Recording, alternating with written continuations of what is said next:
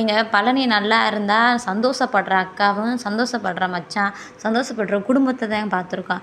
அவர் நமக்கு எதிராக கடை வச்சுட்டாரு, எங்கே நம்ம வியாபாரம் கெட்டு போயிடும், நம்ம வியாபாரம் கெட்டு போய் அவன் நல்லா வந்துருவாங்கிறோட இவ்வளோ ஆக்ரோஷமாலாம் பேச தேவையில்லைங்க. செந்தில்லாம் இது தேவையில்லாது.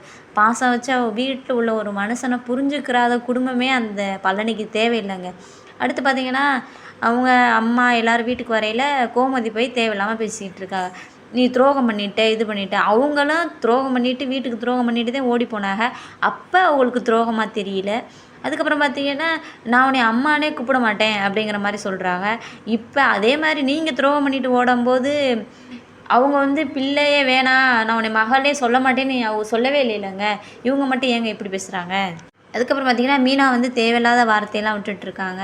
இப்போ இவங்க ஃபேமிலி மொத்தமும் என்ன, பழனி நல்லா இருக்கக்கூடாது, அவன் வியாபாரம் நல்லா போகக்கூடாது அப்படி நினச்சி தானங்க இப்படிலாம் சண்டை போட்டுட்ருக்காங்க. இதுவும் அவங்க மயம் பண்ணியிருந்தா சந்தோஷமாக ஏற்றுட்டு தானங்க இருந்திருப்பாங்க. சீரியல் என்ன நடக்குதுன்னு நாளைக்கு பார்க்கலாம்.